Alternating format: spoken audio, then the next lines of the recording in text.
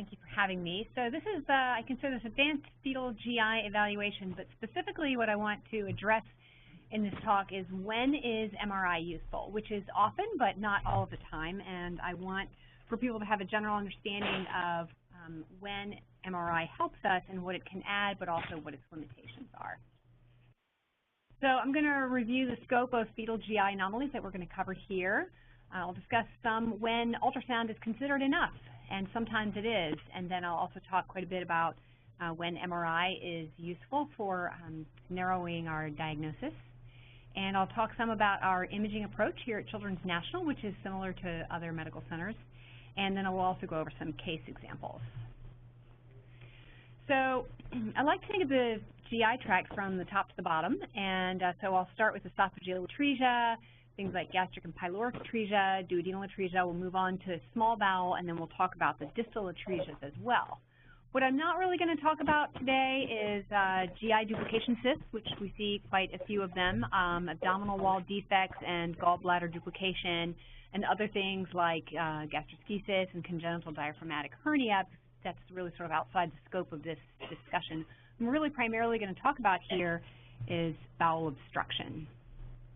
So here we are at our basic list, and one of the key points that I'd like for people to take away from this discussion is the farther downstream the intestinal tract, the initial level of obstruction is located, the more useful MRI becomes in diagnosis and counseling, okay?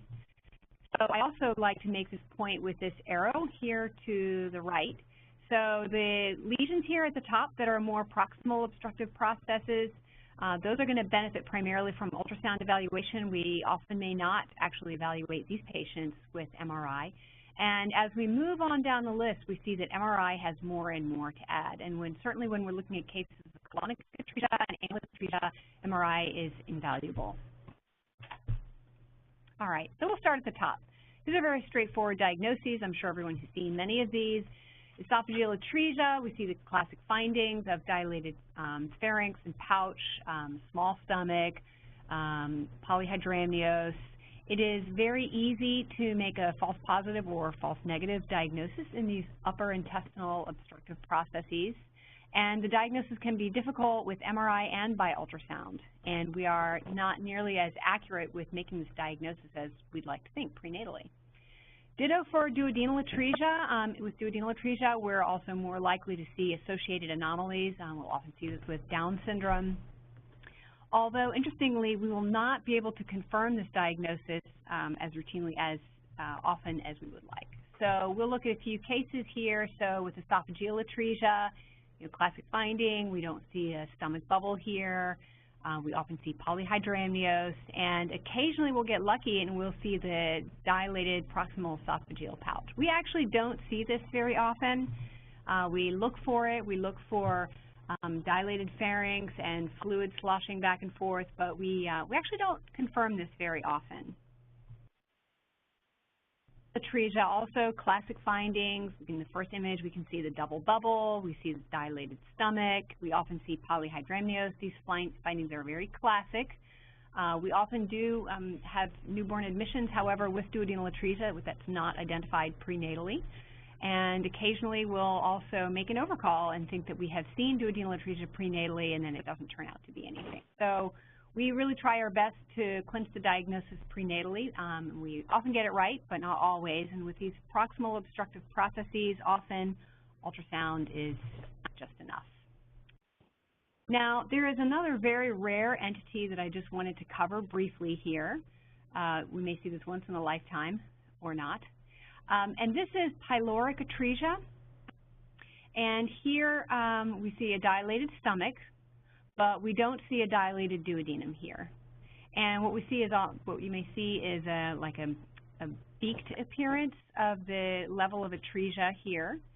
And also you can see a similar appearance by ultrasound. So do you really need MRI to confirm this diagnosis? Not necessarily, but it can help. So another finding that you may see in pyloric atresia because of its association with epidermolysis bullosa is you may see this snowflake. Oops. Cancel. You may see this snowflake pattern of the sloughed skin from complications of the epidermolysis bullosa. You may also see arthrogryposis. And another finding, and this is where MRI may be helpful to confirm a suspected diagnosis, is as you can see, the external ear structures here are sort of reduced to nubbins from the scarring and skin disruption. So that would be another sign that you would expect to see with this condition.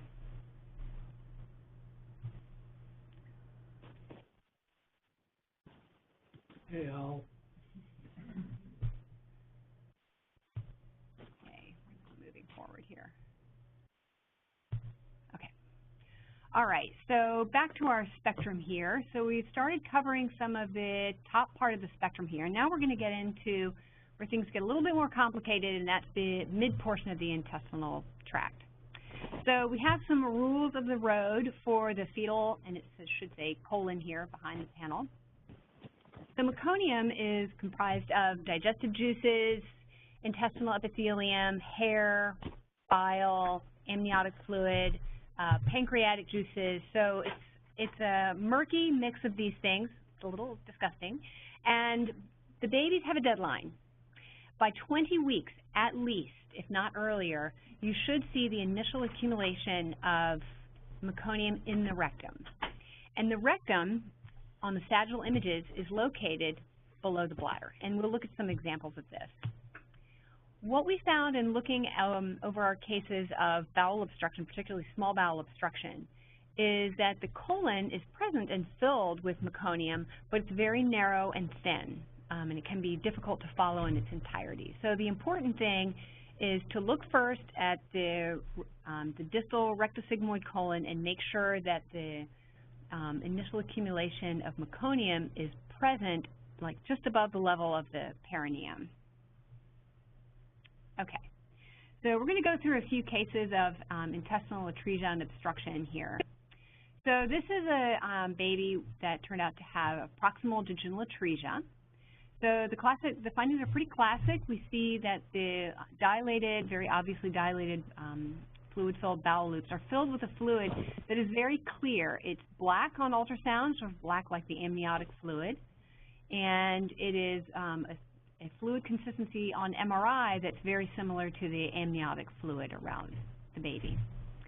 Now, then we look at this baby on the T1 weighted sequences, and this is where we look at the baby's meconium.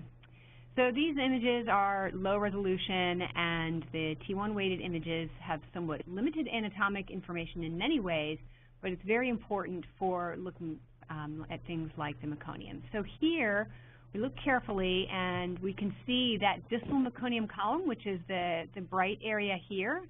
So the yellow arrow is pointing to the urinary bladder. And as we can see, the distal end of that meconium column is low and posterior. So we know now that the colon itself is intact because it has shed all of the meconium and sent it inferiorly, and it has landed in the distalmost portion of the colon.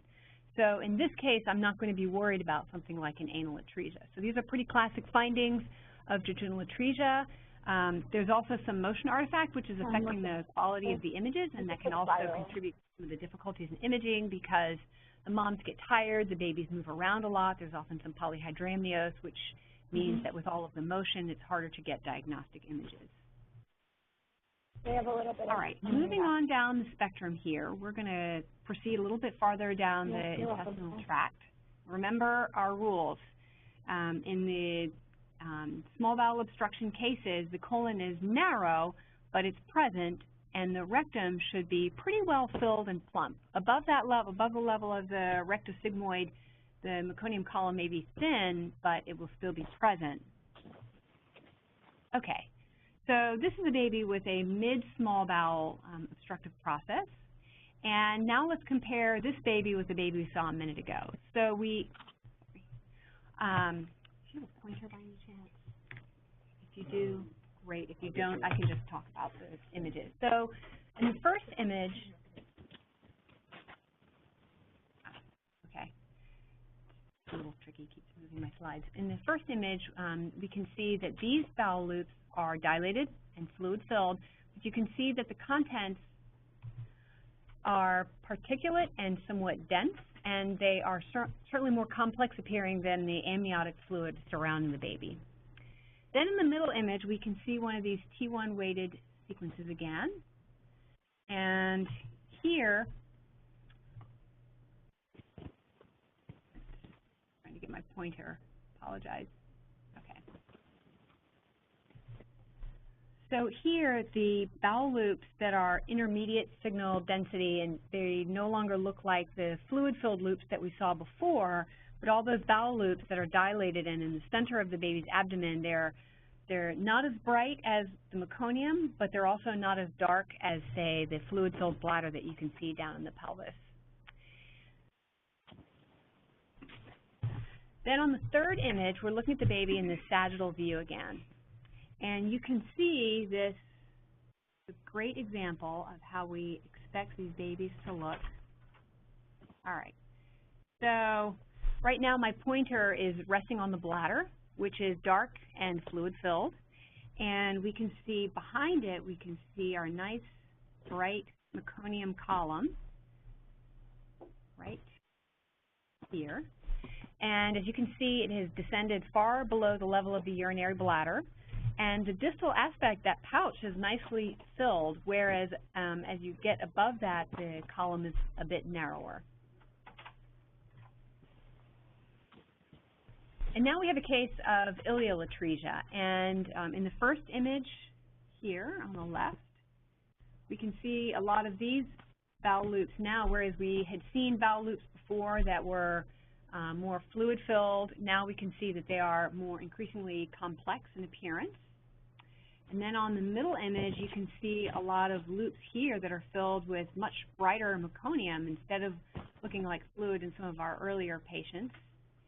When you said complex in that first image, what do you mean by that? They are brighter. So when we say simple fluid in ultrasound, we mean it's usually black, like simple fluid without particulate matter. And as the fluid becomes increasingly complex, it becomes brighter. So, and in this baby, you can see on the final image, you can see how well filled the distal meconium column is, and you have some of the distal ileal and colonic loops that are filled with very bright meconium. You can also see here how the contour of the liver is deviated inward by this extraluminal fluid collection. Okay. Another entity that we may occasionally encounter are babies with cystic fibrosis.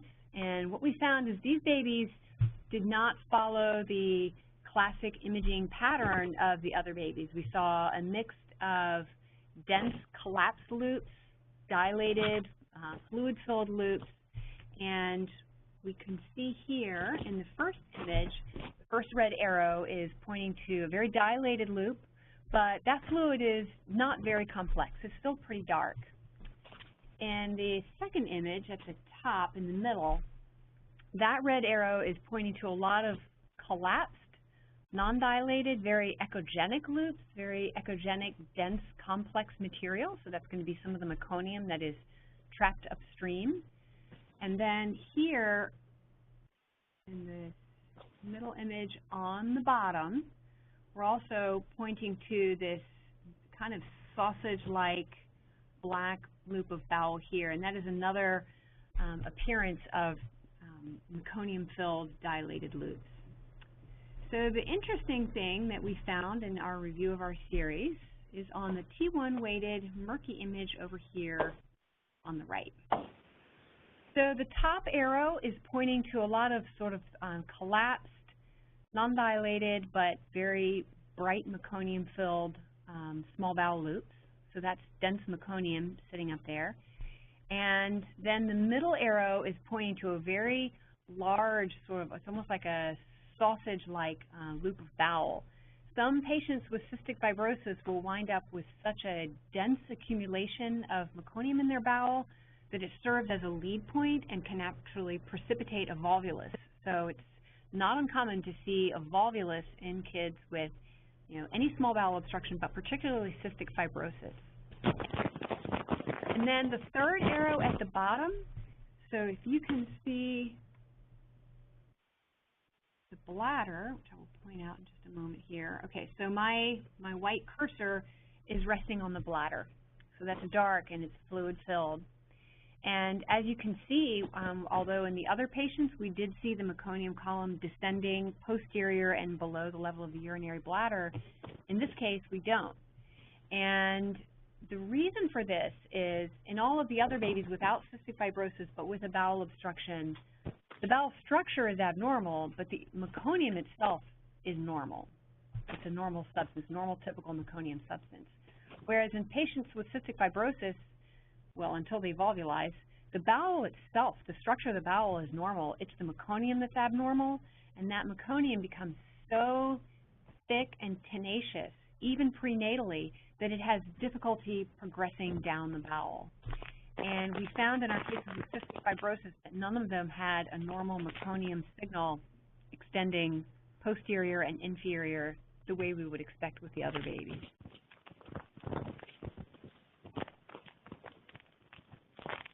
So these are more images showing the same thing. In this case, we had a baby with Duodenal Atresia and Anal Atresia, and they had multiple other anomalies, and they actually expired prenatally. So in the first image in the ultrasound, you can see both a dilated fluid-filled bowel loop, and next to it, a loop of bowel that is dense and echogenic and really bright. So that's sort of a very mixed picture that we don't expect to see. And then in the middle picture, we can see that T1 weighted image again, and you can see dilated fluid-filled bowel loop, and then accumulation of meconium, and then another dilated fluid-filled bowel loop, and then more dilated meconium. So the picture really makes no sense, but then I start to see where the problem might be on that sagittal lateral view. This was a fetus in whom, I think because of their ethnic background, you would not expect cystic fibrosis, but you can see the urinary bladder.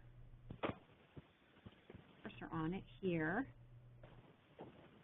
And you can see part of the meconium column, but it's very thin and narrow, it's very sparse, and it stops right at the level of the urinary bladder base. And even though we may think generally of the, the perineum and being kind of horizontal, actually, truly on these sagittal views, the rectum ends quite a bit below the perineum and where you expect to see the urethra and the urinary bladder base. So this baby did, on autopsy, have anal atresia confirmed. So we have kind of a flow chart here. It's not perfect, it doesn't include everything, but just as a place to start with your thinking. So with these bowel obstruction or bowel abnormality cases, we always get T1 weighted imaging, that meconium imaging in 3 planes. Although, personally, what I really want to see is the sagittal view. So the first thing I look for is that rectal column on the T1 weighted sequences. If I don't see it, I know that we have a baby with a much more complex picture than we expect. So I suggest screening for cystic fibrosis. And also consider something in the spectrum of anal atresia and other vectoral type abnormalities.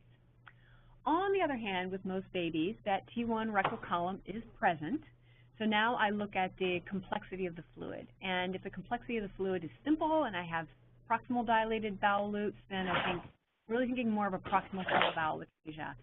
And as the complexity of the fluid by ultrasound and MR becomes increasingly particulate and dense appearing, I start thinking that the initial level of atresia is farther and farther down. And, once you get down into the cases of like ileal atresia, I would still, with those distal bowel obstructive processes, I would still say it's best to consider a screening for cystic fibrosis. One limitation well, there are sort of 2 limitations. One is babies with volvulus can appear very complex. And they often have sort of like a dilated, folded, sausage-like loop that is a predominant finding. The other limitation of this table is that in babies who have multiple atresias, the imaging picture that we're going to see prenatally reflects the uppermost and first level of obstruction. So if a baby has, for example, jejunal atresia, let's say they have 4 atresias, and there are 4 jejunal atresias, and they're all very close together, functionally, anatomically, and in terms of outcome, that's going to basically turn out like one level of atresia.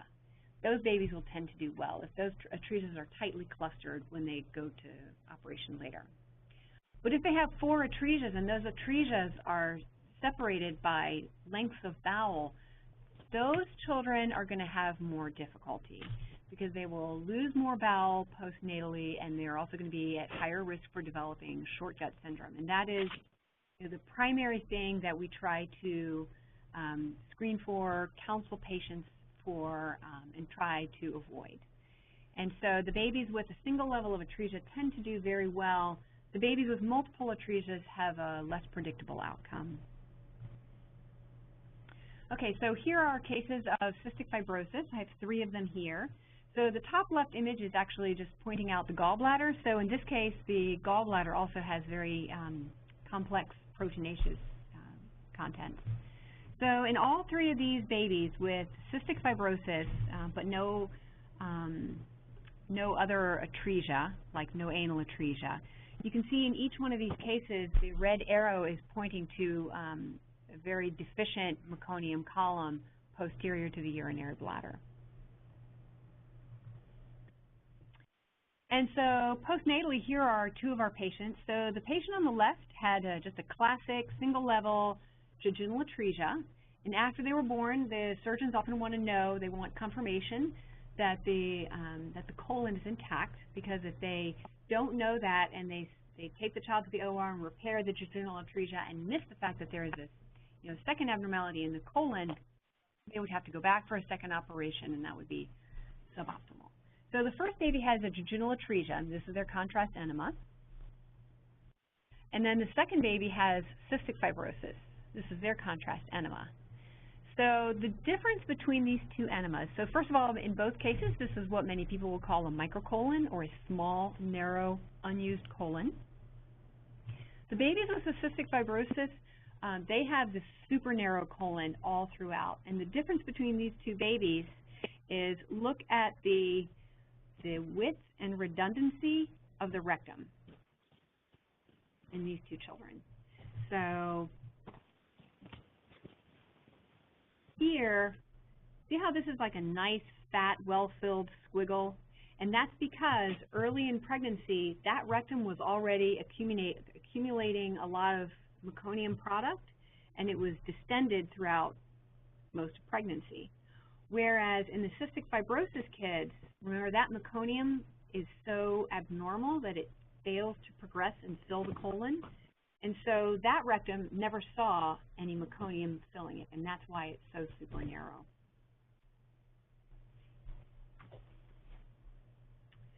So here's a case that I had a few years ago. And as you can see in the first image, while they have a left lung, they do not have a right lung. So actually what's occupying the right hemithorax here is the heart and mediastinal structure. So this patient had unilateral pulmonary agenesis and other findings within the vectoral spectrum. And as I looked, and this is when I had a little less experience and confidence in our meconium imaging, and as I looked on the sagittal image, I was somewhat falsely reassured by the meconium column. But if you look carefully now, that meconium column should go far beyond the base of the urinary bladder, and it doesn't. It pretty much stops at the same level. So this baby was born. They're on the right here. This is their first postnatal image, and it's a little subtle here, but the sacrum is abnormal. It's asymmetric, and it's a little bit curved. You can see on the left that they have a bunch of dilated bowel loops. And I went to the NICU to examine this patient, and sure enough, they had anal atresia, and their anal opening was pinpoint and off midline. And unfortunately, this baby expired from their other abnormalities. Okay, so again, back to our flow chart. This is a good place to start. It accounts for a lot of what we'll see, although... and do we ever get fooled? Well, we had a case recently, a female fetus, whom we evaluated at 31 weeks of gestational age. And as you can see, this fetus has a large ovoid fluid collection, in their right abdomen. And you can see here, actually, so mom's mom's back is to the left of the image, and baby's back is also to the left of the image. They're both sort of lying horizontally here, and you can actually see this fluid debris level. That's blank. You can actually see this fluid debris level there. You know, so in a 31-week female fetus, big ovoid collection in the right upper abdomen, you know, intermediate complexity, debris. There's my meconium column, nice, it's descended as far as I want. Slam dunk for an ovarian cyst, right? Not so much. So the baby was born and made a liar out of us. And as you can see, there's a sort of a paucity of bowel gas on the right side of the abdomen, and there are some dilated bowel loops. And in retrospect, the arrow here along the baby's flank pointing to a little bit of complex fluid here, and we typically, with ovarian, either torsion or ovarian cysts, we don't typically see ascites. And actually, in retrospect, that meconium column is a little bit on the puny side. It's a little bit narrow. So it turns out that this baby had atresia with perforation. There is another condition that is also very rare, but we should be aware of it, and that is congenital diarrhea in the fetus.